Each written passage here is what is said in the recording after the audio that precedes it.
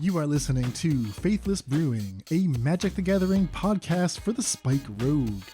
Each week we design new decks for tournament play. We put our creations to the test and share our findings on the air. Coming up on the Brew session, Tyvar Kell is ready to rumble with turn 3 kills in both Modern and Pioneer. We are going deep on the newest 3-mana Planeswalker on today's Brewers Jubilee. All of that and more is coming up. Thanks for listening and enjoy the show.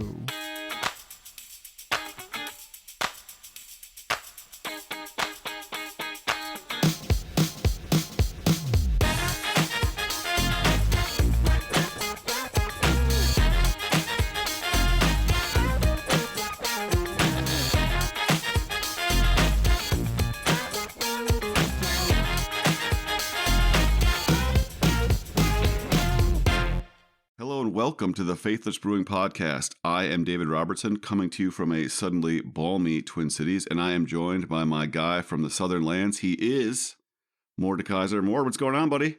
Hey, David. How's it going? Been a while back since we have recorded together. Yeah, it has been a while, and we are, of course, joined by the CEO of the Faithless Brewing Podcast. He is Caved In Online, Daniel Shriver from Tejas. What's up, buddy? Tejas! Doing well, David. Good to see you. I'm curious what you mean by balmy. I know that up in Minnesota, you guys have been like negative 20 Fahrenheit for most of the last month. Well, it's actually been an incredibly mild winter. We just had a very miserable week. The cold air that everyone, of course, is pissing and moaning about that's like making its way to the Northeast now briefly stopped here. I think it was like 1 degree or something yesterday for a high, but now it's like 30s for the next 10 days. Like today's going to be 33. I'm going to go have a beer outside at one of the many delightful breweries in the Twin Cities. It's going to be awesome. Oh, that's great. The sun is kind of shining. If you look at it with your eyes semi-closed, the sun seems to be kind of shining.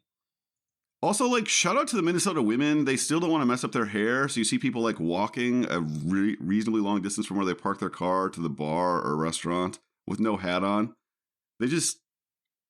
They make them tough up here, man. I'm just very impressed. As soon as it's above freezing, you're out having drinks on the patio. Yeah. So big news. This is week 1 of a new set. This is when it's all exciting before everything becomes very lame, very predictable, very repeatable. We're talking about exactly that, discussing about one of the new cards, about how we were super excited for it for literally 5 hours. And as soon as it becomes popular, we're all gonna hate it. Oh, the Venerated Raw Priests, the Storm combo. Oh. The toxic creature. If it becomes popular. Yeah, exactly. We're super happy for that card as long as it remains unpopular. I think something similar probably applies to the card we're going to talk about in this episode. We're talking about Tyvar Jubilant Brawler, and I think all of us are excited about the possibilities of Tyvar. You know, we've talked about it at length in our preview episodes. Today, we're going to break down everything it can do, talk about the best creatures to use with it, the worst creatures to use with it, and actually propose some lists.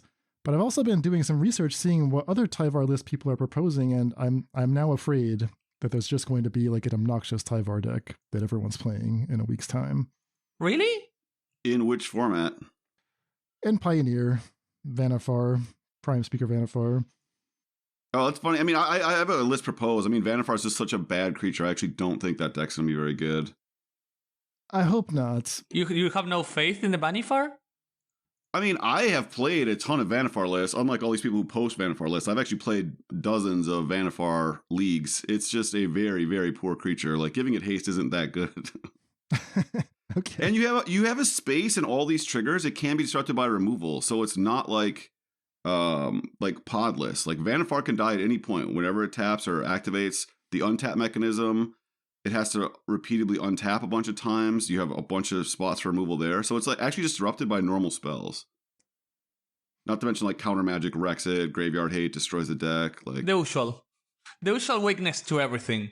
It's weak to everything, and then red-black, the nominal like interactive Jund deck of the format, just interacts with every piece of it. It has like main deck graveyard hate. It has removal that removes it for 1 mana. Okay, so you think it's it's going to be okay. I should just take a deep breath. I think people should try to play it. It's fun if that deck exists. It's not any worse or better than Lotus Field. It's just way more easy to interact. And I'm hoping that, like, the reason that this deck can even exist is I hope that Tyvar exists more as a synergy piece to help you against these pinpoint removal decks, as opposed to something very linear like a Devoted Druid combo, right? Where it just gets a specific piece back and wins the game. I agree with that part. I hope it's not like super devoted, just go straight for the win. But I think it will, sadly. Vannifar combo will exist. As well, that's modern. I mean, in modern, it's hard not to. No, but I mean in Pioneer. Like Vannifar working as the devoted druid of the format. Right, but 4 mana versus 2 mana is the real key. Yeah, 100%. Anyway. Well, we'll see if our fears are founded or not. We can argue this again a little bit later in the episode. But before we dive in, we should do our housekeeping right at the top. Exactly. So just a quick reminder, as always, if you're enjoying the podcast and would like to throw us some support, the best way to do that is by joining our Patreon. You can find that at patreon.com/Faithless Brewing. Make a pledge at any tier you like. That gets you immediate access to our wonderful Discord community, where this is always the most exciting time, right? New sets about to drop. People are posting their ideas, going to be posting their results soon as the set drops in just a few days. It's just a great place to hang out and be a part of it all. Just being part of the Faithless Brewing community. Okay, with that message from our sponsor out of the way, we can dive into the order of business for today. Talking about Tyvar Jubilant Brawler. This is, I think, the consensus among us, the first card we wanted to brew with for this season 17 of the podcast. David, walk us through this card. Tyvar Jubilant Brawler, a 3-mana planeswalker, so that's already something that should get your eyebrows raised. They've had a history of, printing 3-mana planeswalkers that end up being a little more powerful than intended. 1, a black and a green for a legendary planeswalker Tyvar. He's no longer a smoke show, which is, unfortunate. Starts with 3 loyalty, has a static text. You may activate abilities of creatures you control as though those creatures had haste. +1, untap up to 1 target creature. -2, mill 3 cards. Then you may return a creature card with mana 2 or less from your graveyard to the battlefield. So it has a lot of echoes of... There's a 3-mana artifact in Modern that lets you tap as if you had haste and the untap. elixir of endless... No. 1,000-year elixir. 1,000-year elixir, yeah. So it's 1,000-year elixir, but it also gives you a planeswalker and a functionally card advantage if you can bring back a 2 creature. And the untap doesn't take any mana. So it's like a huge upgrade on an existing card that was kind of part of like fringe archetypes back when Modern was actually Modern. Yeah, I think that's mostly true, except that a planeswalker is not necessarily an upgrade over an artifact. Sometimes I forget that when I'm evaluating cards, and then I join a league, cast a planeswalker, and watch it just get slaughtered by my opponent's creatures, and I curse the day that I ever put these freaking card types in my deck. If you're trying to build a deck around Tyvar, it may or may not be alive, so that's just something to keep in mind. Yeah, and I think it mitigates that possible risk, which I think it's a little less than Dan, but the fact that it mills cards and brings a creature back, that creature can block, that creature can, if it's a card that wins right away, if we're talking about like a Devoted Druid-like effect, it just does it all. So unlike Elixir, it actually can functionally replace itself, right? So you get a creature in play and Tyvar, and that's 2 cards that your opponent has to deal with. True. Yeah, I think that -2 is a big deal. Yeah. Gives you actual card advantage. Yeah, the -2 being and not only that, that's an amazing way to protect it. Like a lot of the creatures you can get back, like a Stoneforge or such, could just be a must remove for your opponent. Exactly. So before we dive into all the fun creatures you're going to be pairing with Tyvar, just a few minor details to go through, some rules considerations. The static text only applies to tap abilities functionally. So these are activated abilities. Does not mean that the creature actually has haste. You can't attack with it. So this basically only affects cards that have the tap symbol on them. The +1, untap up to 1 target creature. You can do that even if there's nothing in play. You just want to increase Tyvar's loyalty. You can target whatever you want. You can target your opponent's creature for some reason if you needed to do that. it functionally gives you an extra use of a tapper if that's how you're building your deck. So you can go turn 1 elf, turn 2 Tyvar, untap the elf, use it again. You could do other stuff with it too. I mean, if you have an exerted Glorybringer, you can use Tyvar on that. If you're facing down the Akroan War, Chapter 3, and you need to dodge that clause, right? Tyvar can do that. There's a lot of weird stuff with the +1, so don't get too locked in on thinking all this does is give me an extra use of the tapper. Finally, the -2 does not actually have a target, right? Everything happens upon resolution of the -2. So you mill 3 cards, then you have the option to return a creature mana value 2 or less. So there's no window there for them to, say, respond with Unlicensed Hearse or Cling to Dust or something like that. You don't have to announce, okay, I'm activating the -2 on my Stoneforge Mystic. You just activate the -2, see what you get, and then if you want to, you can bring something back. I think that resolution is super important, makes you not only weak to straight up rest in peace effects, stuff that are gonna consistently exile your graveyard, which are not common against these decks, and one-shot things like Allies of Scales, as you said, become useless. At least they can take the best thing, but you can just mill it again or try to mill a secondary good payoff. Yeah, I mean, okay, it can't take exactly the 3 cards you mill, but it can take the, whatever, if there's a 1 Devoted Druid in your graveyard, I mean, you're not going to mill a Devoted Druid in your top 3. So I actually think Hearse is actually still quite good against the -2 ability here. Just activating this in the dark is a terrible play. If I exile your graveyard in response with my Soul Guide Lantern and you just hope to hit a 2-drop with your 3 mills, that is not a good play. You never do that unless you're under extreme duress. I mean, if I have any sort of other graveyard synergy, I will activate the -2 just to make you pop a lantern and I might still get some value out of it. Hopefully, get some value out of it. Yeah, pretty likely. Mill 3 in any over 30 creature deck where this is likely feeding, it's pretty likely to find a hit. Sure, but I mean, all 30 creatures have to be 2. I mean, just think of even like Collected Company decks. People play like 28 creatures, and many of those are 3s. So you're talking about reducing all your creatures to 2 mana specifically? No, I'm talking, if I have like 18 or 20 creatures, which is likely the common amount in a Coco deck, I'm talking about what? 67%? It's literally 66.5%. So 2 in 3 cases I get a creature? I'm more than fine with that.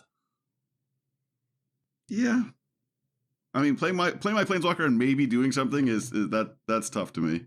Yeah, but that's like the lowest case scenario for this Planeswalker. Yeah, exactly. I'm just saying, I don't think I would keep in, if you're worried about some kind of combo, I would play Hearse against this card. Mm. So we already start to see a little bit of tension, some questions being raised. One of those questions is, okay, to what extent do we want to actually be a graveyard deck? Do we want an Unlicensed Hearse to be good against us? Second question, I mean, you mentioned Collected Company Mord. Coco is 3 or less, Tyvar is 2 or less, so are we trying to restrict ourselves to creatures at 0, 1, and 2? Or are we going to play the full range of creatures, right? The static text of Tyvar can give the bonus to anything. It can give a Prime Speaker Vannifar haste, which is great. Mm-hmm. But the -2 does not help Vannifar, doesn't help your, whatever your 3-drop is. You're going to have like little intersecting packages within your deck, and I think that's a question to keep in mind, right? How much do I need to get from each piece of Tyvar for the whole package to be worth it? All right, so those are big picture considerations. Let's get into the details. I think the biggest question for Tyvar is what creatures are we playing to take advantage of these different abilities, and for me it's the static text. But what I would love to see is a creature that just taps and immediately wins the game.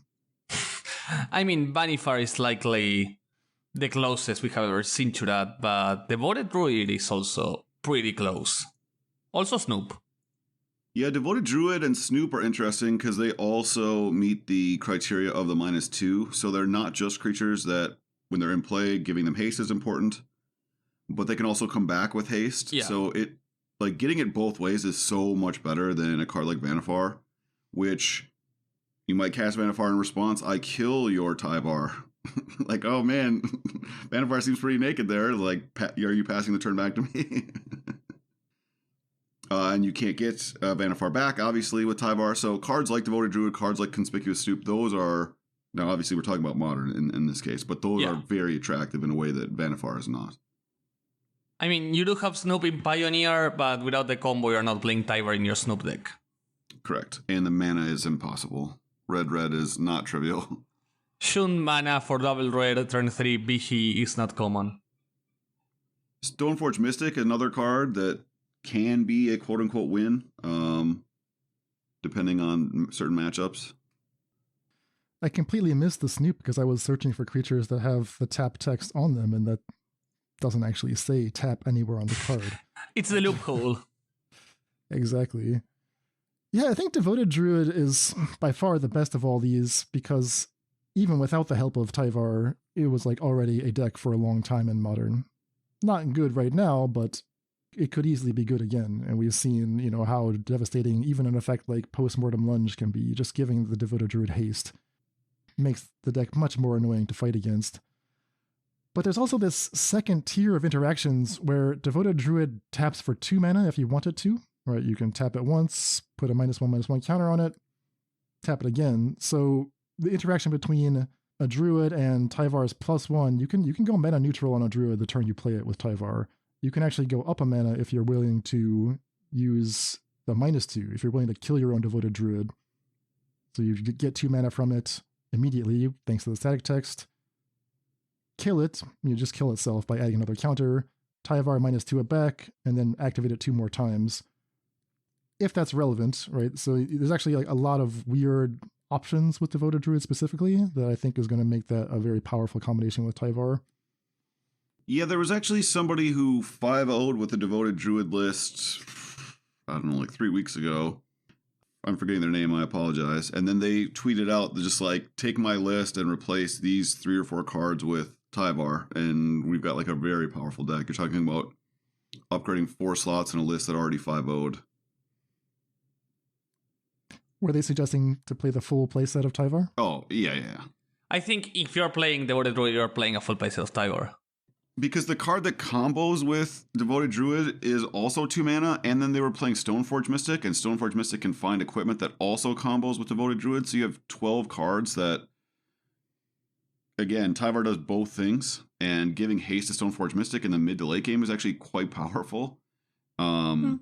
So yeah.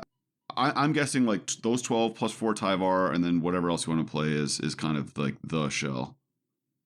Yeah. I mean, that deck already plays Devoted Druid, Giver of Ruins, Stoneforge Mystic. Stoneforge gets Luxior Giada's Gift if you want to do the combo. Or if you don't want to do the combo, you just want to get Cauldron or something else. Stoneforge does that too.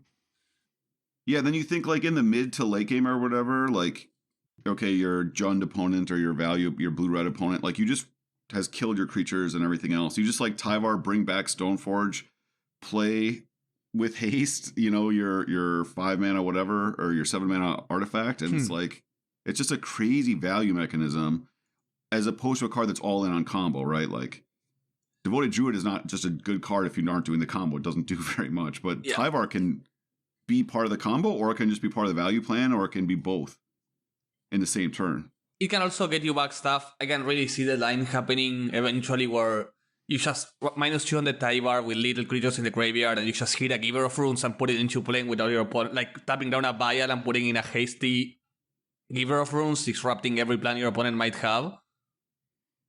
Yeah. Hasty Giver of Runes is also not irrelevant, but the card I'm also super excited about is Fiend Artisan. Fiend Artisan? Within the Devoted Druid deck, or just in a different deck? Yeah, within the Devoted Druid deck. Okay. As the tutor of choice alongside Tyvar, Tyvar works amazingly well with Fiend Artisan. Its own color gives it the capability to tap, and also literally milling to find growing the Artisan, or you can even get it back. In the mid to late game, once you're a bit more heavy with the mana, it's amazing. And Tyvar, it makes extra mana if you have mana creatures to make your Fiend Artisan tap for more. And Fiend Artisan can find one half of the combo, and Tyvar can bring back the other half, right? You sack your Devoted Druid with your Fiend Artisan to get your, I don't even know what the 2 mana white creature is, and then Tyvar just -2s and puts the Devoted Druid back in play, and you combo. That's nice. So you find that Fiend Artisan is a better fit than something like a Fauna Shaman? Like sacking a creature already in play for all those little lines you described is more useful than discarding a creature. Yeah, I think so. Fauna Shaman, come on, Fauna Shaman sucks. Yeah. Dan and I have played way too many Fauna Shaman decks when that was almost the thing you could talk yourself into like 6 years ago in Modern, but that's, come on. The fact you can tap Thin Artisan for 3, sacrifice any creature and get at the board into play with Tyvar is pretty great. I mean, I know Fauna Shaman is nothing special, but I think when we saw Fiend Artisan initially, we thought it was like a weaker Fauna Shaman. Fauna Shaman shows up in Pioneer sometimes, part of Claudio's collected company builds. Yeah, it's a one-up sometimes in a list with your Ryan, so just like filling out your 80, I guess you could put it in there and never draw it. I have it in one of my lists, and it's going to be terrible, but I am old, so I want to play it. I mean, if you are playing something like a Vannifar combo, you do need some ways to tutor for Vannifar, so you have to choose something.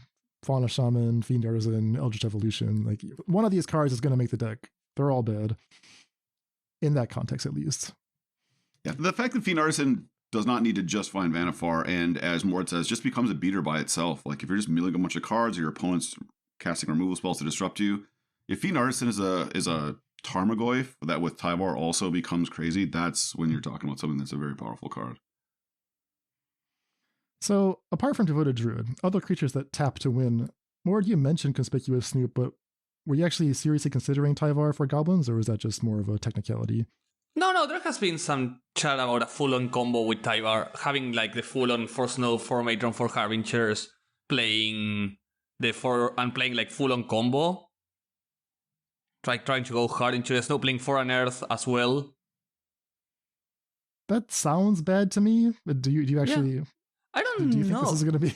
I think it will depend on how powerful Tyvar is as an addition to the deck.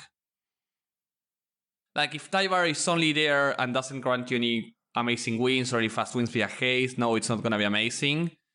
But maybe having 4 Tyvar for War Chief is gonna make it so you can consistently win with a hasty snow via Unearth / Tyvar -2. Ignoble Hierarch is a Goblin mana dork, so that is something. Yeah.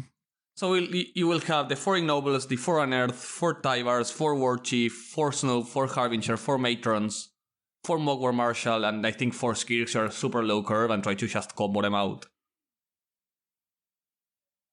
Okay, so that's Goblins. Prime Speaker Vannifar, we've already had a little bit of a preliminary discussion on that.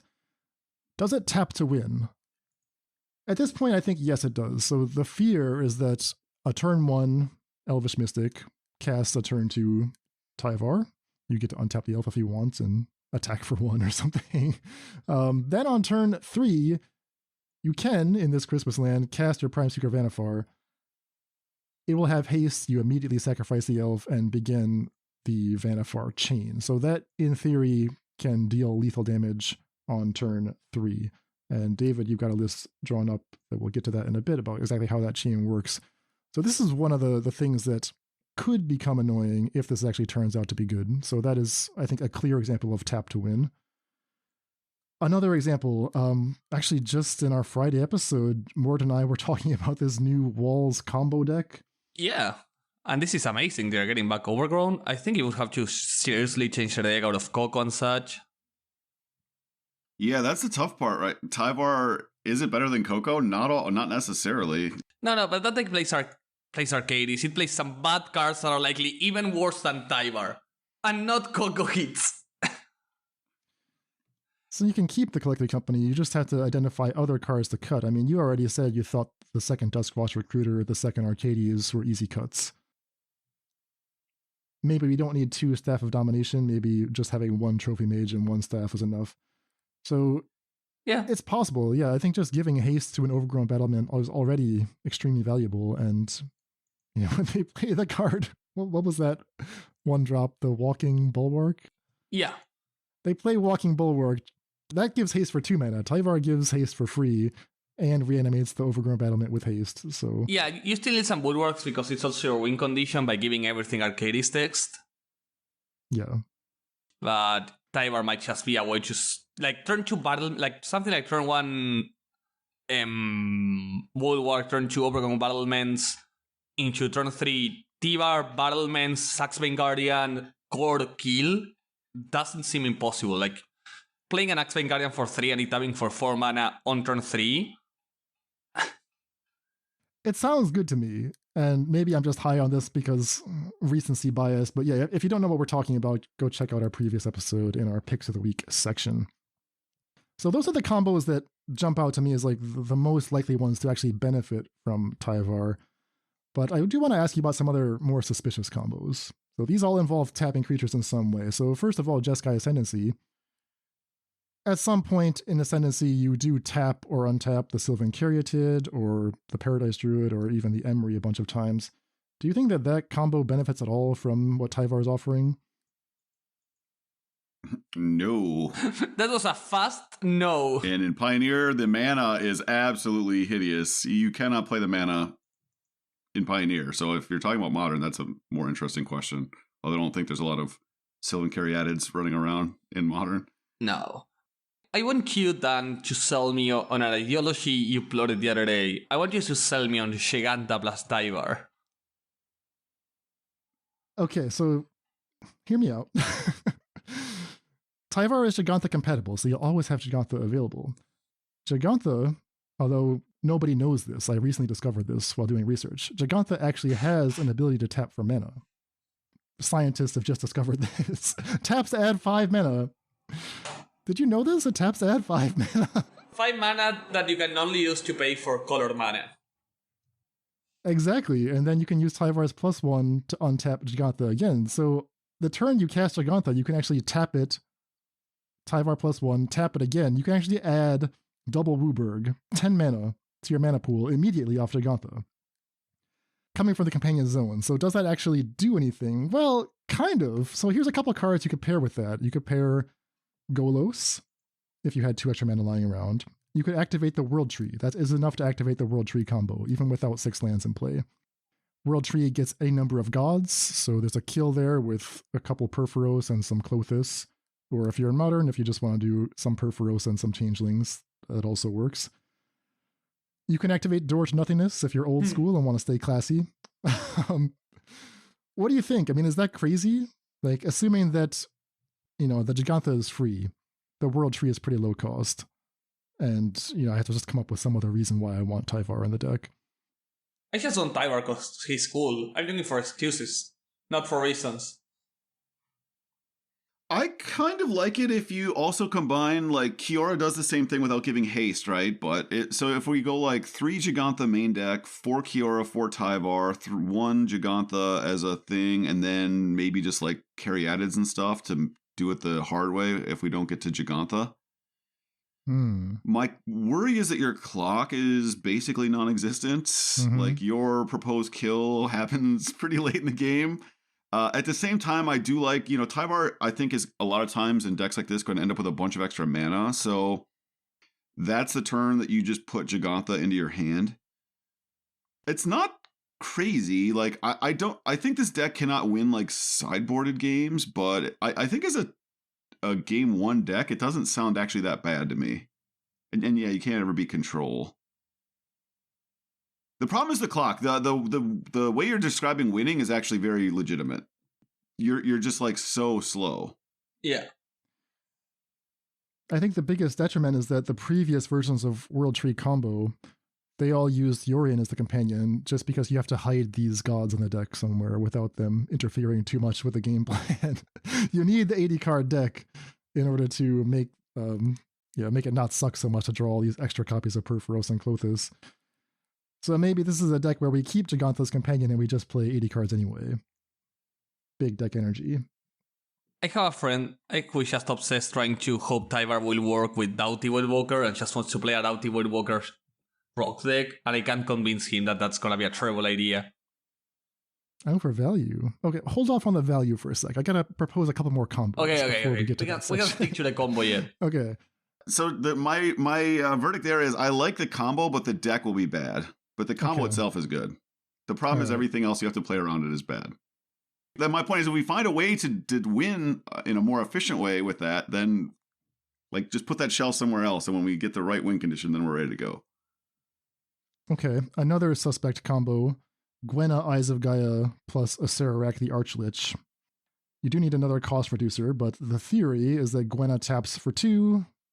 When Acererak comes in, untaps Gwenna, just keep doing it again, venturing into the dungeon.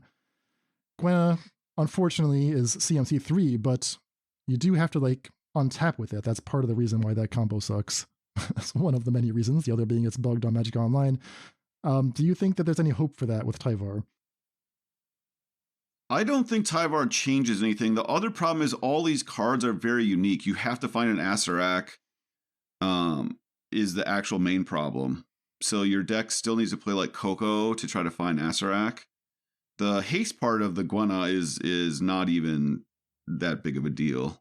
Because you can do it other ways, right? You can play the 3-mana artifact that reduces the cost of black creatures that also drains 1 with an elf and another cost reducer. So there's a bunch of ways to do the mana part of it. That has not been the limiting factor. It's the fact that Acererak is a 1/1 and we don't have good tutor effects in Pioneers, is what you're describing. Obviously, there's an Acererak combo. Spikes played a little bit in Modern. And then all the individual cards are terrible is another problem.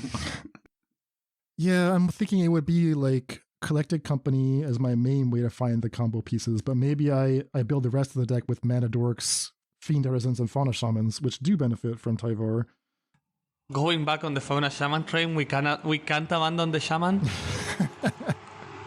I don't know, just spitballing here. Okay, so no on Gwenna. I think it does help it, but I think it's like, it's a rounding error, right? Like, whatever. Let's say the deck is a 62% deck, right? It's like a D deck now, and then now it's like a D plus deck, right? It's like 68% or something. I'm letting everybody know I'm looking at the cards Dan has selected to take the time to write, discussing Tyvar's ability, and there's some cards here that are so bad I can never heard their name. We don't have to discuss them. These are just for research. These are the deep cuts for the patrons. No, I know. Access to the full research. Also, I will say, Dan, even if the deck is good, we won't know because Magic Online, as you know, is so many clicks on Acererak. Nobody wants to do it, and people do not throw down to it. They want to win by time.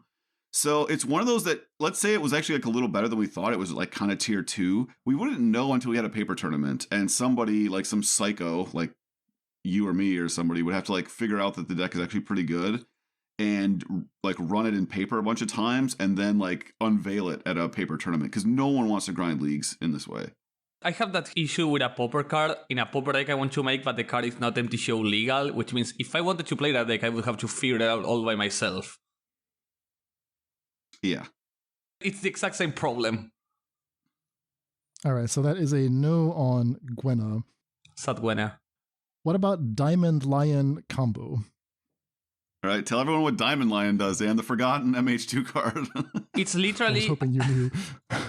a 2-mana bear. I know what it does. That does lid.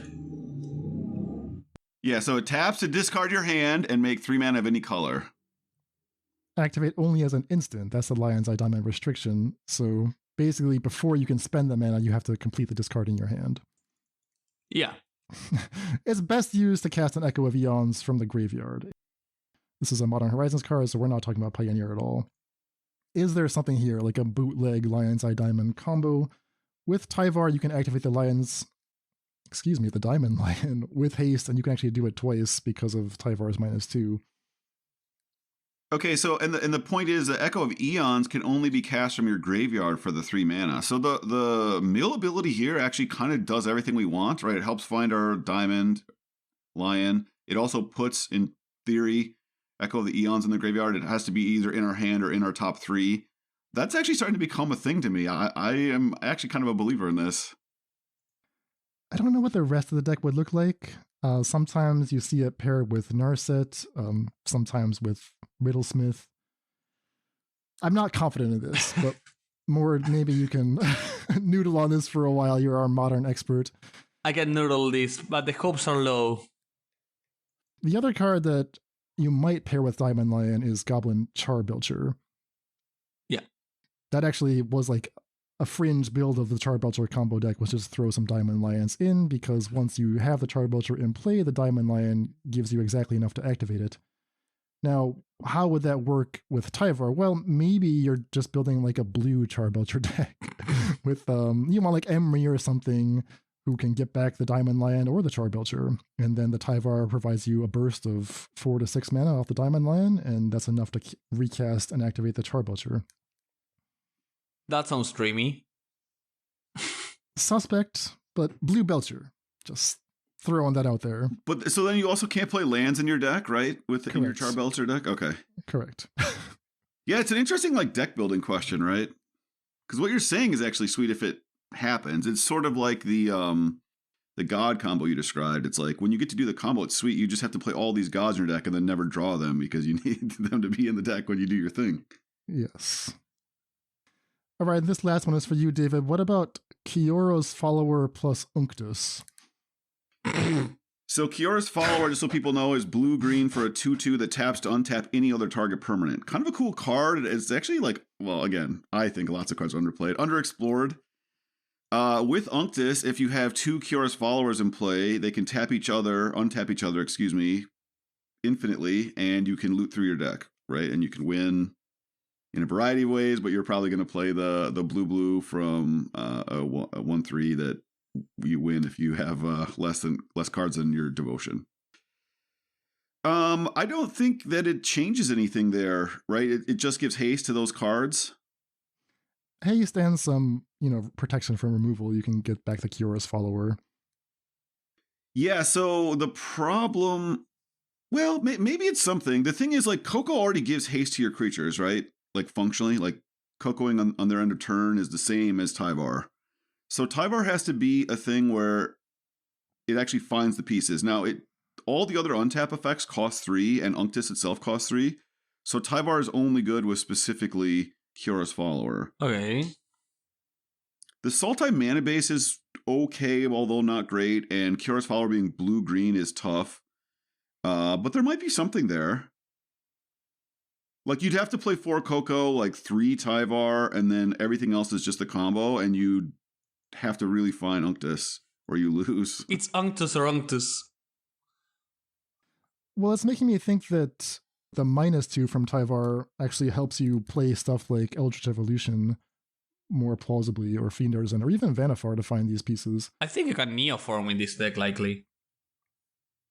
Sure, Neoform your follower into the Unctus, Tyvar to -2, get back the Kiora. I mean, you still need to find that second follower, but thanks to the ability to reanimate these creatures with haste, we could be a little more confident sacrificing a piece to find another piece. Yeah. Confident. And to your point, Dan, like, so you can make a bunch of decks with Tyvar where you can convince yourself you can go all in on the combo. So the deck that we're describing would have no interaction at all, and we just hope to win by turn 4. And we just have to like build them and see how frequently we can do that. Yeah. So yeah, you have Unctus on 3. There's also a bunch of other untapped creatures on 3, so you can play a couple of those, which are also Neoform targets. And then you have your 2 mana cards, and then you have 4 Coco and 4 Tyvar. And then after board, because you're playing black, you like board in 4 Thoughtseize to try to stop disruption. And there's just like a bunch of decks like that in Pioneer that are sort of glass cannons, and you just have to see like, is this the best one because it's lower to the ground maybe, or the problem is all these cards. All these decks are very vulnerable to creature removal while also being glass cannons in a way that Lotus Field is immune to almost all normal interaction and is a glass cannon. So it's like, not that I want to like prop up Lotus Field, but it's really hard to make a deck that a better combo deck is a glass cannon deck that's better than Lotus Field, because Lotus Field can kill you on turn 4, so it still has a fast clock, and then it, like Fatal Push has no targets there or whatever. You blow up the 0/3 wall, but Fatal Push here like disrupts our combo. We can't win. Abrupt decay. Any creature in your deck. Is it my turn? All right, so maybe that's enough about combos then. That's a good reason to look at the fair uses of Tyvar. I've said all I have to say about the combo cards. What about creatures that just get you ahead, right? Creatures that work well with Tyvar. We mentioned some already. We mentioned Stoneforge. We mentioned Giver of Ruins. What else do you guys like? So, of course, we have all the mana dorks. We have Fiend Artisan as a mid-range stuff. And then we have, I think, a bit more sketchy ones like Doughty and Oswald. Yeah, I mean, Oswald has seen some play in Modern. That's a card I really think is interesting. I don't know exactly how would he play. The black and green added to the Oswald is not trivial. No chance in Pioneer, but that's kind of interesting. It'd be a weird colors for an artifact. Yeah, exactly. Yeah, right. Like black and green add nothing to the artifact theme. I'm interested in Emery. I think that works with the self-mill part of Tyvar. Unfortunately, Emery is CMC 3, so she doesn't come back from Tyvar. I'm interested in Fable of the Mirror Breaker, actually. That's actually not a bad curve. Fable on 3, Tyvar on 4, Reflection comes back with haste on turn 5. It doesn't actually win necessarily, but we've all seen how annoying Reflection of Kiki Jiki can be once it actually gets to activate a bunch of times. Priest of Fell Rights in Modern, that seems extremely dangerous to me. Play it for 2 with haste, immediately get back whatever you want. Maybe that's the way to get Atraxa into play. Okay, that's a spicy one. I like that. I like Jace Vryn's Prodigy as well. Like, you -3, you put Jace in play, so you have at least 2 cards in your graveyard. Mm-hmm. And so Jace is actually like, it's nice because you play Jace on 2, it dies. Okay, fair. But if you played a 1-mana spell and Jace on 2, then Tyvar on 3 often can just flip Jace, which is really nice through a removal. Yeah, the mill 3, super relevant there. And you can make a deck where the removal isn't that good, except for just to kill Jace, right? That happens a lot in game 1. It kind of sucks that Tyvar maybe doesn't have that many targets. But then once Jace flips, the removal that was good against it, right? Fatal Push is no longer good against it once it's a Planeswalker. Yeah. So that's kind of interesting. That's a fun one. I do love the Sultai Chase Dream. Sultai Gorios. Do you guys like basic elf tribal elvish archdruid with a 2-mana elf lord that lets you pay an extra green to draw cards whenever you cast elves? I think you need a full playset of elf, and there might be a deck there, but I'm still not sure. Like, it's insane or just super weak. There is the Pioneer legal version of Elvish Archdruid. It's called Circle of Dreams Druid. So this is a 2-format possibility. Yeah, green. Yeah. I saw people tweeting about that. I have to see the deck. I've never played an Elves deck that impressed me, but maybe this is the card. You already want to play black because you want to win with like Coco into the 3-2 that does damage for all the number of Elves you have in play. And this as like a supplemental plane there is maybe good enough. The problem is all the 2-mana elves you can get back are actually not very good. So the -2 is not as good as we're used to seeing. Okay. It's just the Lord you're describing. None of the other good elves exist, right? Like if there's a Priest of Titania or something, that would be so sweet. If only we had a Priest of Titania. Catilda Dawnheart Prime is kind of like that for humans, kind of. Oh, we're going deep. I've seen some people propose like a Catilda, Rite of Harmony, Priest of Forgotten Gods, some kind of weird humans that make mana combo deck with like Rally the Ancestors and Cartel Aristocrats and stuff. And if you had Tyvar there, you could just go off. That's the theory. I haven't actually mathed that out, how that actually works.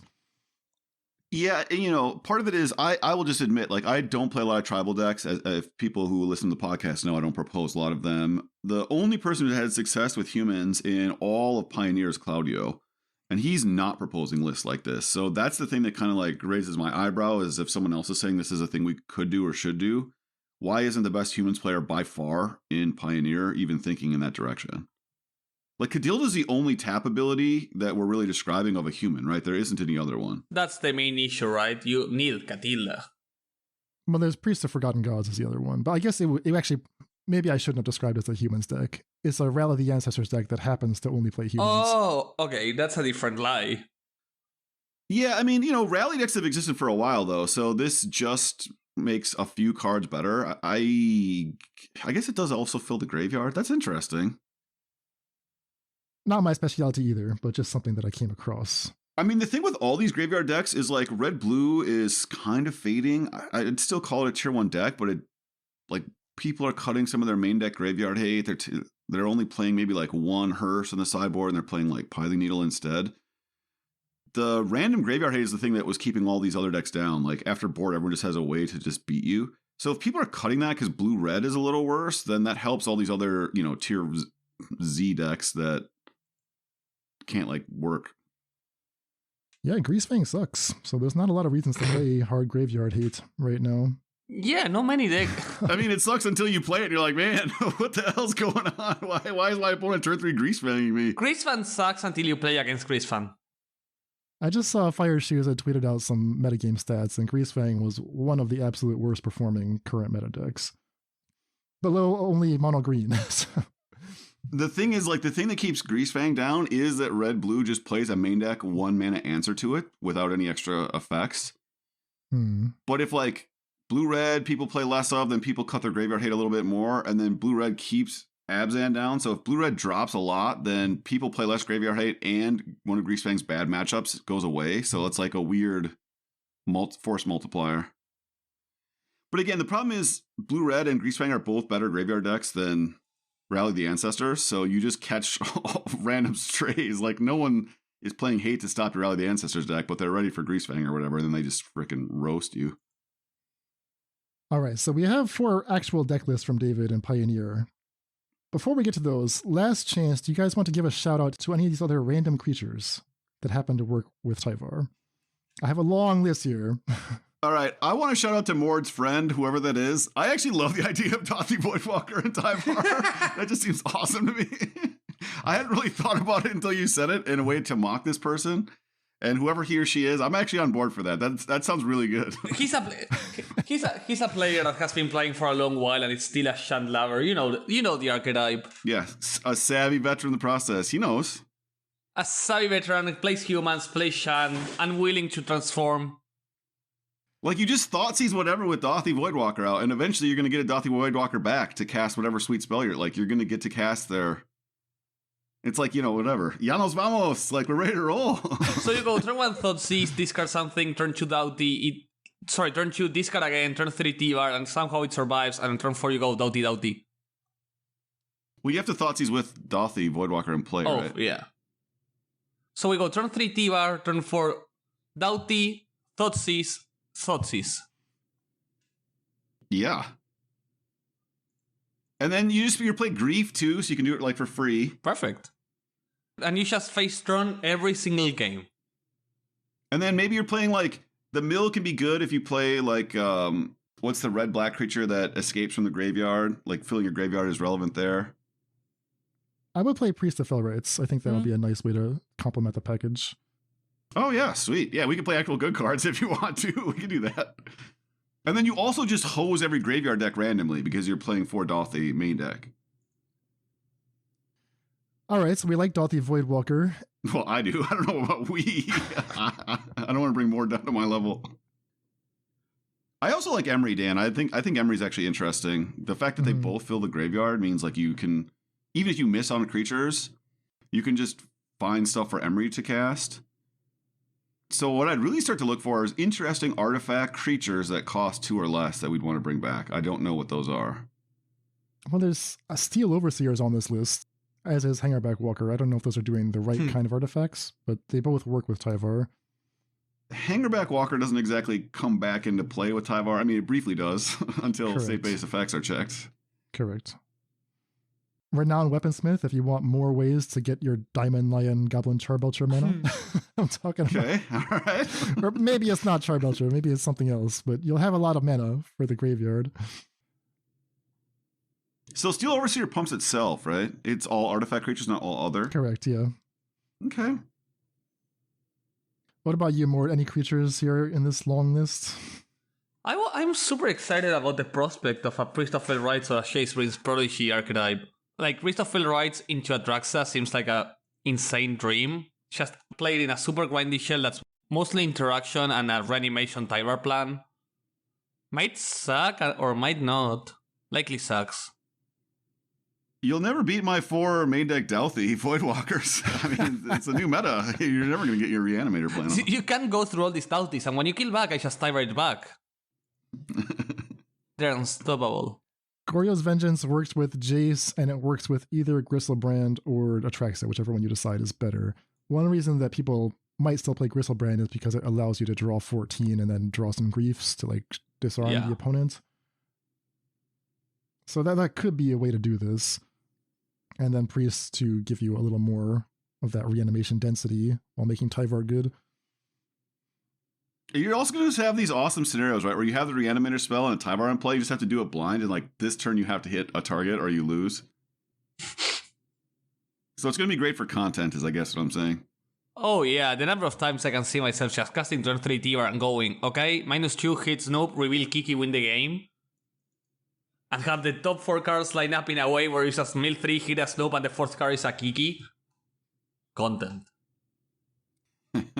What do you think about a card like Shigeki Jukai Visionary? Totally different style of deck. This is grindy Pioneer midrange. What was the activated ability exactly on Shigeki? It's 1 and a green to return it to your hand, and then it looks at your top 4 cards, puts a land into play tap. So it's like a bad Sakura Tri-Builder. A very bad Sakura Tri-Builder. Okay, so I can pay 4 to do that hastily? That doesn't suck. I have seen worse.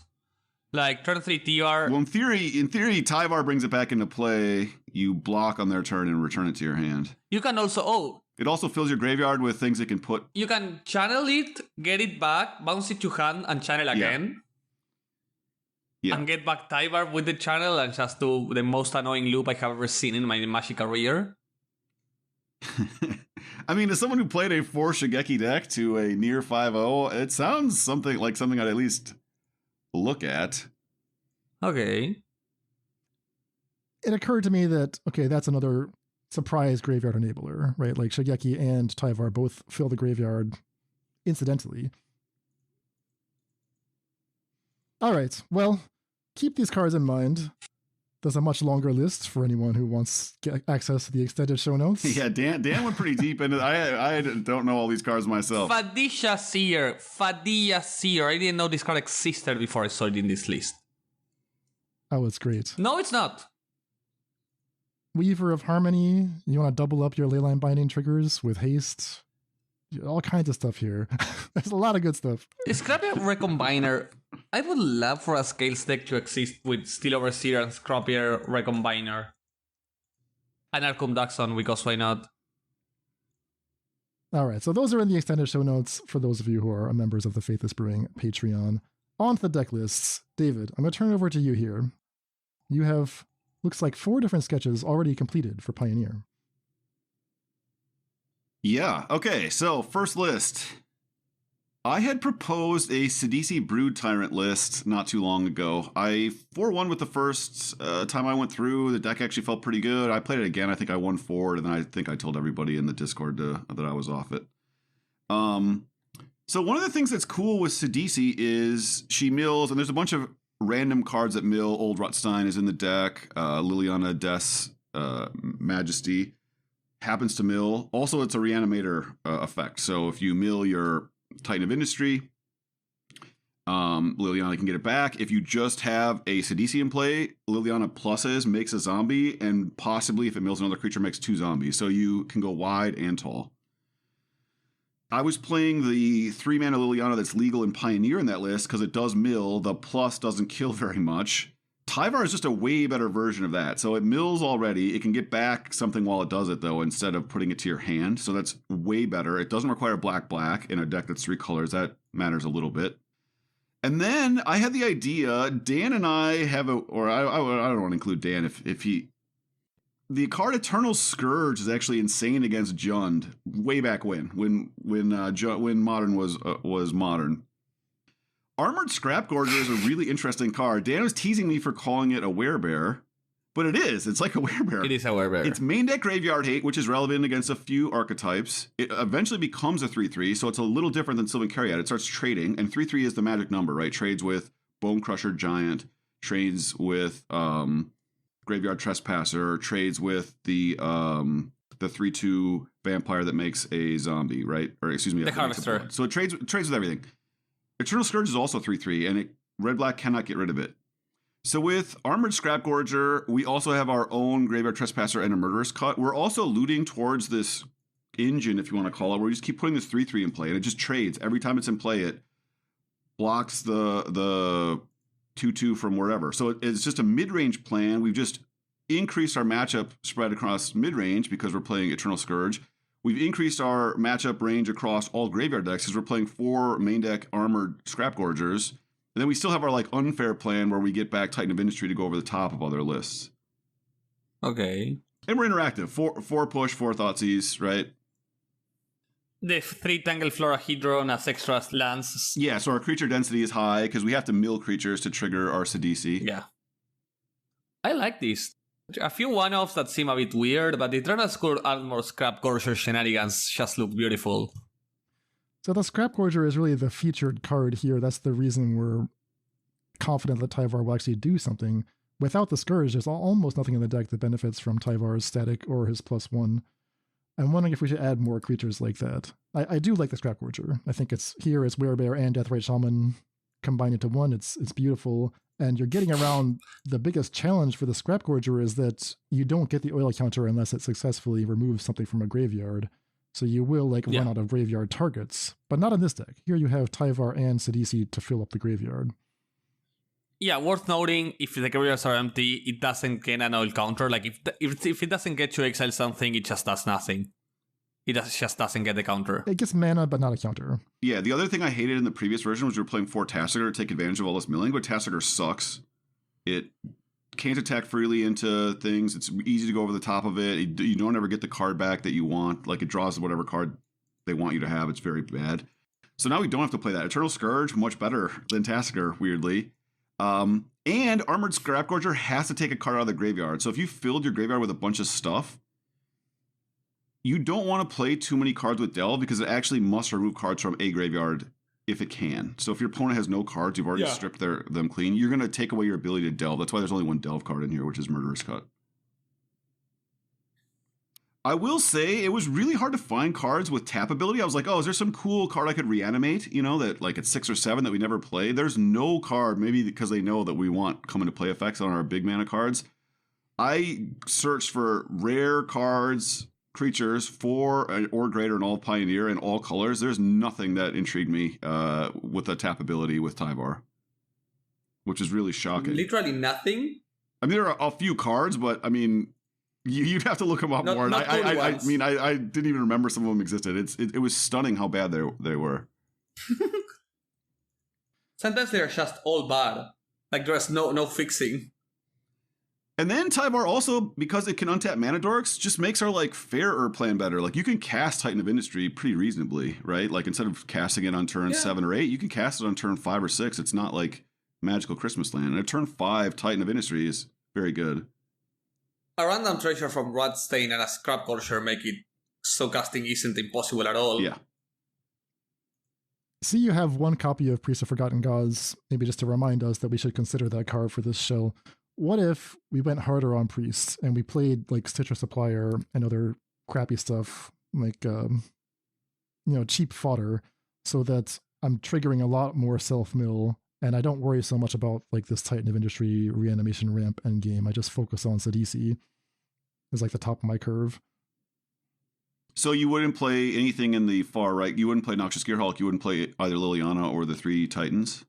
Yeah, I'm thinking I would cut all that, go up to 4 Priests of Forgotten Gods, add 4 Stitcher Supplier, and maybe replace some of the interaction with creatures. It would be a different deck, but just like, what if Sidisi is like meant to flood the board early with little dudes? Nork Amoebas, Prize Amalgams. Yeah, that's interesting. I mean, I don't like Prized Amalgam. That's a Dan Shriver type of plan. I mean, I like playing decks that interact, right? So my default is to find ways to just build mid-range decks that go over the top of the existing mid-range deck and can still win the combo matchups. But you like building decks that are moving lots of pieces from one area to other. Yeah. And what you're describing is exactly, I mean, we'd have to build it and see it. Maybe that is much better. It'd be worth finding out. Because, I've got a deck with 4 Priests of the Gods coming up, but Priest of the Forgotten Gods is the exact kind of card that Tyvar makes very interesting. Yeah, your next deck here actually is an example of what that could look like with Stitcher Supplier, although you're not playing the Supplier. So maybe we can just transition here to this next build and see like how the package would look. Yeah, so this is Tyvar Abzan. Again, the other thing I want to add is the fact that none of the cards that really work great with Tyvar, they all kind of require a 3rd color, is a real cost in Pioneer. And the decks where you're playing blue, green, and Tyvar and white cards, where you're playing 4 colors, that is a huge cost. So this is just Abzan. So Tyvar has a reanimation ability that is very useful for Priest of the Forgotten Gods. It's also really good with Archfiend's Vessel, which is a card we've used a lot at times with Priest of Forgotten Gods. So it brings it back as a 5/5. It untaps Priest of Forgotten Gods. Priest of Forgotten Gods is great with Archfiend's Vessel. We have a bunch of other cards that are fodder for Priest. We have Resolute Reinforcements. That's 2 bodies on 1 card. We have 1 Jadar. That's 2 bodies on 1 card. To go along with all the 2 bodies on 1 card, we have Gix, which turns those bodies into card draw. We have 4 Luminarch Aspirant. I think it's just the best 2-mana card in these 3 colors, actually. Just a straight up on power level. Yeah. Pumping Archfiend's Vessel is actually very important when you don't draw your sack effects, as we found during Rafine Week. So just like turn 1 Vessel, turn 2 Luminarch Aspirant is actually almost unbeatable for like spirits, because you're just attacking with a 2-power lifelink on turn 2, 3-power on turn 3, etc. And then you have Tyvar. You also have replicative effects. So you have Extraction, Specialist, and Tyvar. They both get back. Vessel, right, is a 5/5. They both get back Luminarch Aspirant. It starts pumping things. I have 1 of Pride Sovereign. I don't know if it's good enough or not. It's just so sweet with Tyvar because it lets you untap it even with the Exert. And you just generate a shit ton of 1/1 lifelink cats, and it becomes huge itself. We have a 1 of Legion's Landing just because we have so many bodies running around, and it eventually ends up making creatures or turns into a land. And then we're just playing 4 push, 4 Thoughtseize. Just Thoughtseize is the best card in the format. You should try to find a way to play it if you're playing black. We're playing black in Pioneer. Of course, we're playing the playset of Thoughtseize and Push. There's the reason to be playing black in Pioneer. And Push is great because we have so many ways to lose creatures, right? Priest comes into play, sacks 2 things, turns on your Push, makes 2 black mana. We even have Thraben Inspector, which is a body to sacrifice. It also is a good home to use all your extra mana because you just turn the clue into a creature, or clue into a land, into a card in hand. Yeah, into a card. This looks beautiful. I like the way that Gix forces them to block the Archfiend's Vessel. An Archfiend's Vessel in play is kind of like, it's like a liability for you. Like you really need it dead, and they will just ignore it for as long as they can. But with Gix, and to some extent with Luminarch Aspirant, they have to do something about the vessel. So I think that's a nice little bit of problem solving. Yeah, and that was we really found that during the Rafine Week is you have to find a way to make them kill Vessel for you. And if you just get Vessel into a 3/3 lifelink, like Spirits has a really hard time racing that if you're doing anything else. So it just changes the matchup spread like noticeably. So my suggestion for this deck would be to take the Thoughtseize and just move into the sideboard. Like I know that it's an important card in some matchups, but there's a bunch of matchups where it's just hurting your synergies. It's not actually helping you that much. Anything that plays to the board, I would rather have another 1-drop. I might consider just like straight up swap, put in the Searcher Suppliers, maybe cut the Resolute Reinforcements for Charming Princes or something. Just like focus more on that, go up to 4 Extraction Specialists. I don't know. What do you think, David? Yeah, I mean, you love playing these super high synergy decks, and I don't like playing cards that are bad. Like Searcher Supplier is a bad card, right? It's only good if you're doing all these other things. And I'm on David's boat. I just get nervous doing that. Like I have a really high stress level playing decks that you have tons of success with, Dan. And so I think it's interesting. Your instinct is to follow what you have success with, and my instinct is to follow what I have success with. Like Searcher Supplier on turn 1 is such a bad play. It's so bad. It's bad against almost everything. Well, you need another way to turn it into value. I think Gix is part of that equation. Maybe Fiend Artisan is the 2-drop you want in addition to the Priest. Build the big graveyard, get a big creature. Now we're cooking. Like I don't think Resolute Reinforcements is actually gonna like repay our faith in it. If it's just there to be priest fodder. Yeah, but Resolute Reinforcements is great priest fodder alongside Extraction Specialist. Likely one of the best possible fodders even. It's also quite good with Gix. The thing with Archfiend is you kind of need to be a deck that doesn't want to be attacking every turn because you're taking turns off to sack stuff, right? True. Cut 4 Thoughtseize, play 4 Searcher Supplier. I mean, it's a thing you can't. It just goes against my instinct. It's like rubbing a cat the wrong way in its back. Like I just take Thoughtseize out of my deck to play a bad card. Maybe it's right, but I don't know if I want to live in that world. If it's right, I don't want to be right. Well, you were saying, David, that the decks that are showing up in the 5-0s are the ones that don't interact, right? They don't interact unless they absolutely have to. And I think that just saying we have to play 4 Thoughtseize, 4 push, when everything else on the deck is screaming creature synergy. Don't. I don't know. That was what led me down this path. Here's the thing, first game you play against Lotus Field, you're like, oh man, I really wish I had these 4 Thoughtseize in my deck.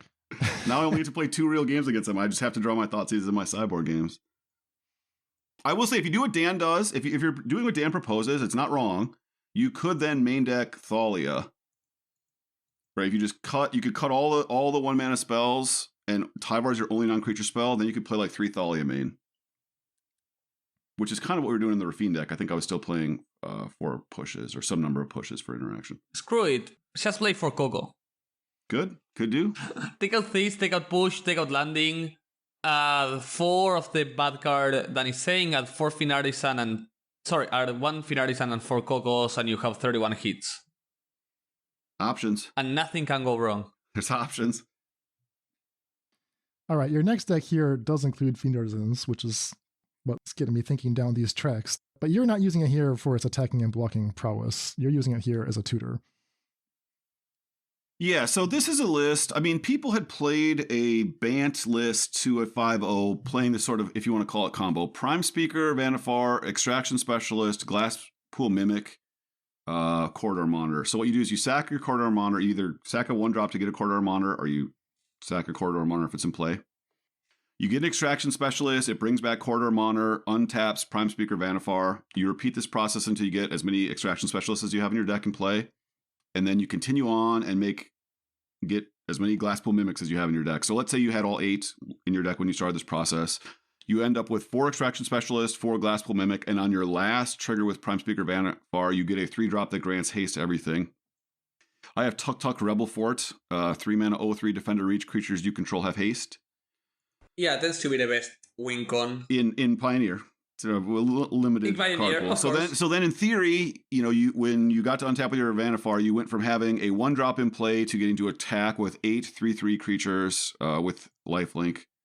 And as we know, 8 times 3 is 24, and our opponent only has 20 life. So that's the quote-unquote combo. Just a quick question about the Tuk Rebel Fort. Some people propose Keldon Strike Team as the last creature instead of Tuk Rebel Fort. Do you feel like there's a meaningful difference here, or is this just details? I think it might be. I think the team might be even better than just forget about its existence randomly. Strike Team is a 3/1 for 3. The turn that it comes into play, it grants haste to your team. The rest of the time, it does not grant haste.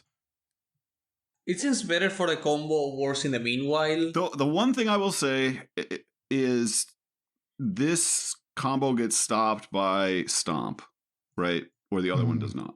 So does that matter or not? Sometimes you can cast this with Kicker. In future turns, if you don't win, it's actually good to have the passive haste, which is one of the reasons why we think Tyvar is good here. So I don't know. I will say most red abilities are going to do more than 2. So the difference between 1 and 3 doesn't really matter. I guess this also gets stopped by the 1 mana. I play this card a lot. Not that many other people do. The MDFC that does 1 damage. 5-fish hazard. Yeah. Does that matter? Again, we're talking about pretty thin. Stomp is a card that they're going to have in against you, though, so that is one thing to consider. Yeah, and in most case scenarios, if your opponent stomps and you cannot win that turn, having 8 3/2s with lifelink on board is likely enough to still win that game. Yeah, I mean, they're probably playing a sweeper, though. Like, you really do want to win that turn because, like, red-black or blue-white or blue-black or whatever. But again, against black removal, it's the same. There's no difference. Yeah, exactly. Like the only scenario where Stomp punishes you is Stomp into Extinction event, which is bound to happen eventually, but how consistently will that happen? Yeah, great point.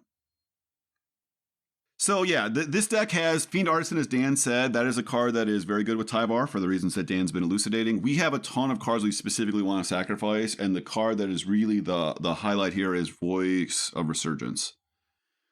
So sacking Voice gives us a body, and the body is likely to get very big because our deck is all creatures except for the Tyvar. I have some mana elves. I have Sylvan Caryatid because our mana base is miserable. I have just a couple removal creatures that we can tutor up. 1 Reflector Mage, 1 Deputy of Detention. Obviously full suite of Extraction Specialist, Glasspool Mimic. And then a couple of random cards, Scavenging Ooze, obviously just a value card. Fauna Shaman, just Dan and I are old. Maybe that should just be the 4th Fiend Artisan. One of Selfless Spirit, awesome card to tutor up at the end of this if you can't kill them with haste to just protect yourself from sweepers. Yeah, that's it. The mana base is torturous. We're even having to play Mana Confluence even with the new fast lands because of how bad the mana is. But there's no way around it. And that's also why I'm not playing the full 8 elves. People that are really trying to just nut draw, I think that's just asking for something that you cannot do a reasonable amount of the time. So we are playing some Caryatids over elves for that reason. Okay. The other card I saw in these builds that maybe with the mana base problems is just even bigger is alongside Nahiri. You Nahiri. Yeah, I mean, Nahiri would be good here, but man. I mean, you're already splashing white and red, so... I am not splashing red. I'm never casting Tuk Tuk, the Rebel Ford. I have no idea how that mana base was functioning. Yeah, I think some people who play Modern just think you can do this. Like, the mana base I have here is so miserable. Like, you're going to take a ton of damage from your lands. People just put the cards, like, if you can cast them all on turn 1, yeah, you should play 8 mana elves. But you just aren't going to have that many sources. You're going to sometimes want to play stuff tapped. Mana Elf doesn't always cast all your 3-drops on turn 2. So. I think that in order to improve the mana, you would have to, well, A, not splash Nahiri, but also maybe just not rely as much on white. Like, you don't have to play Voice of Resurgence, right? You're playing the 4 voice, a Selfless Spirit, a Reflector Mage, and a Deputy of Detention, plus the Extraction Specialists, which are necessary to the combo.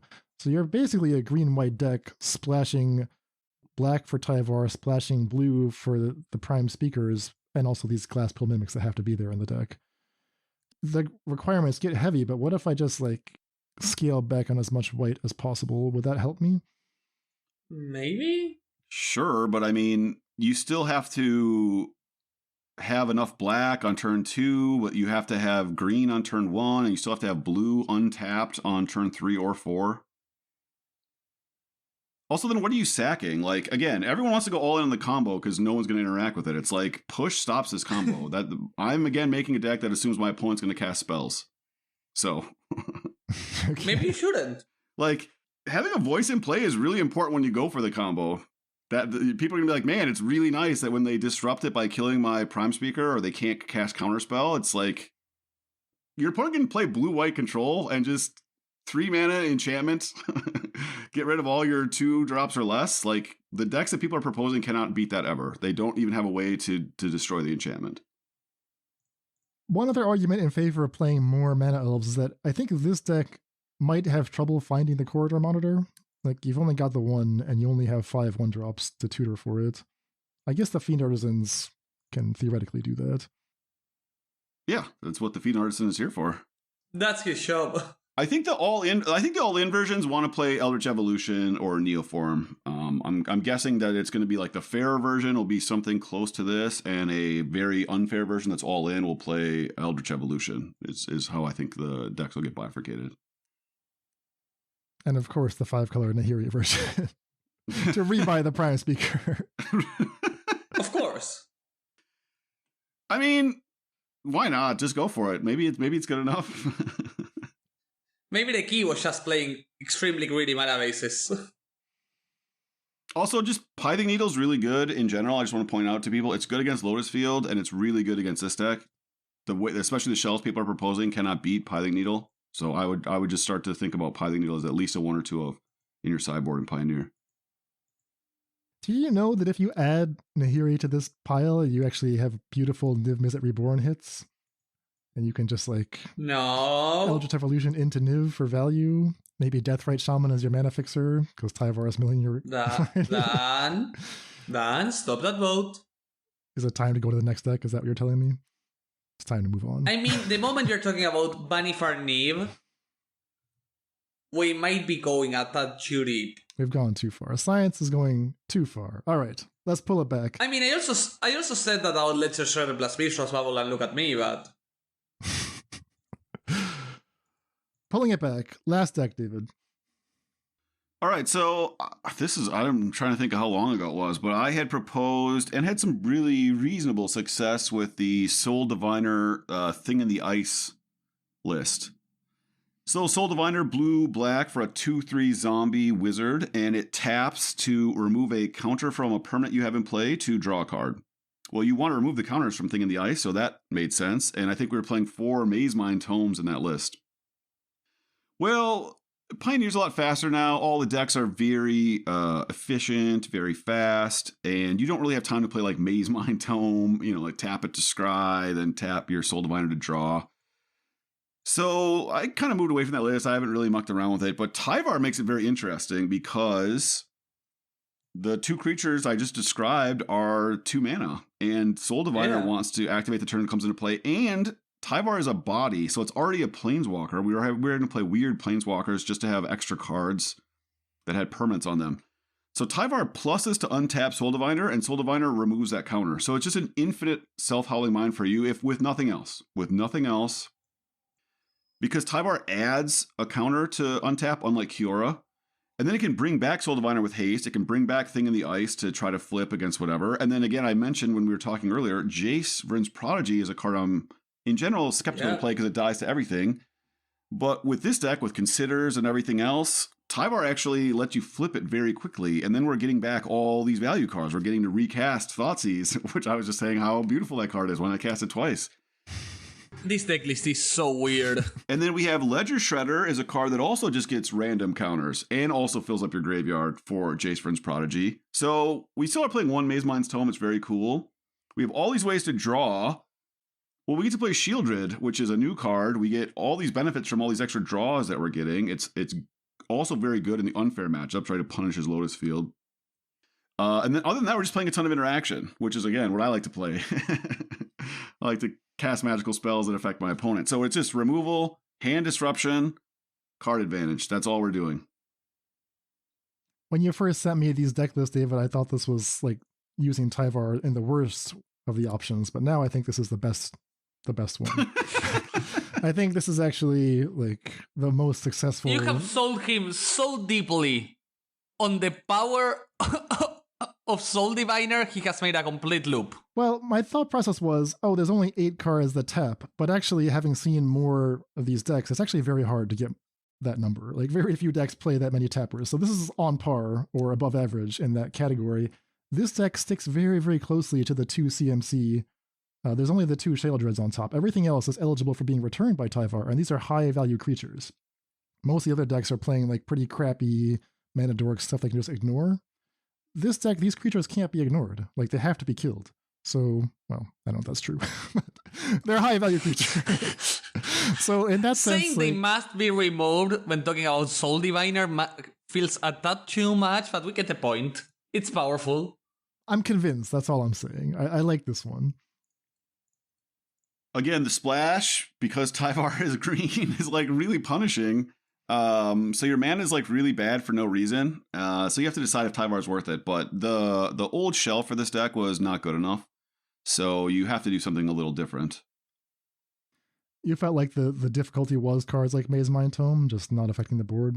Yeah, so like mono white didn't exist in the way that it does now. And blue red didn't exist in the way that it does now. And then Maze Mind Tome is fine against Lotus Field. But like red is playing a braid now. Like Maze Mind Tome isn't even like a locked in value card, right? So and when you don't have Soul Diviner, you don't really have time to draw because your deck is not playing.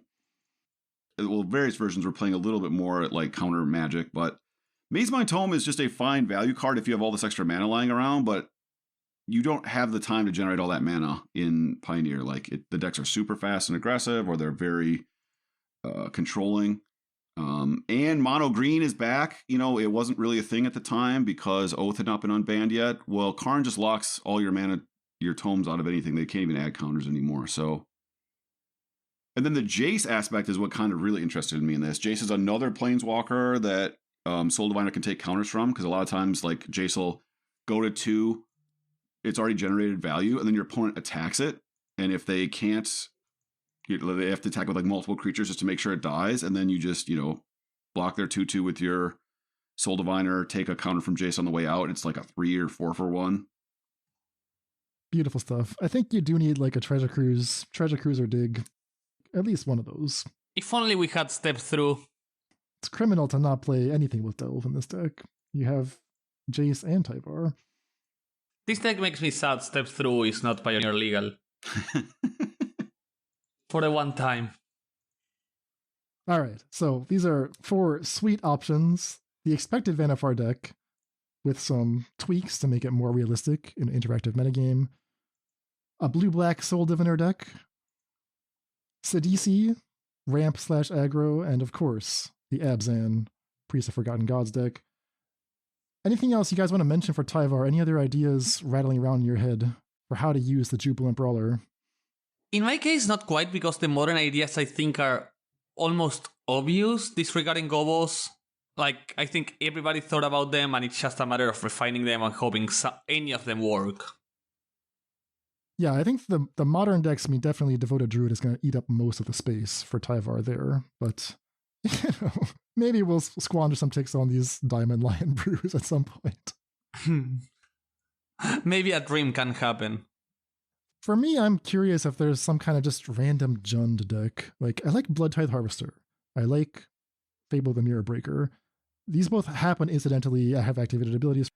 I also used to have this weird love affair with Liliana Heretical Healer, which is another 3-drop that gets back small creatures. So, like, what if I just fill out this, like, Blood Tithe Harvester plus Liliana Heretical Healer, add a few more things that sacrifice themselves. I know you all laugh at me for playing Liliana's Steward, the 1-drop that sacks to discard something. It's not that bad, but maybe Priest of Forgotten Gods or Fiend Artisan, and just come up with some kind of like creature-based Jund value deck like that. It definitely all seems possible, right? Like, the problem with some of the cards you're naming is that they're already in the red-black list, which is just playing fair. So you have to make the reason you're adding, again, keep saying it because people don't actually play Pioneer. Adding the 3rd color is really, really painful. It's not just in Modern, you guys just get to play 4 colors and like, Blood Moon might get me every once in a while. Like, the 3rd color is going to do 4 to 6 extra damage to you. You're not going to get to play all your value lands. So you need to get a lot of value out of the Tyvar. And exactly the outline you're saying, Dan, where you're bringing back your 1-mana sacrifice, or they're discarding a card. Like, you're getting all this extra value out of Tyvar. That makes the green splash worth it. Because the red blacklist is playing like 10 utility lands or something, and as soon as you add green, you get to play like 1 or maybe 2, and then you'll take another 2 to 4 damage a game. So it's like those are the trade-offs you have to make, right? Okay, in that case, maybe just do it in Modern. Everything I said, but do it in Modern. Replace Priest of Forgotten Gods with Daughty Voidwalker. Replace Liliana's Steward with Grief. Just play 4 Daughty Voidwalkers, make the dream come true.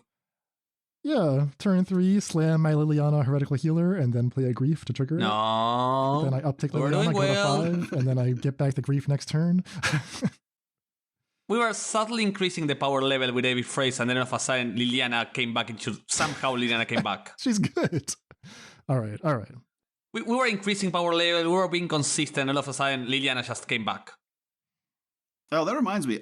I should play a Deathrite Shaman in my Sidisi Tyvar list. That's a good. Dan's been kind of proposing that as a one of. That's money.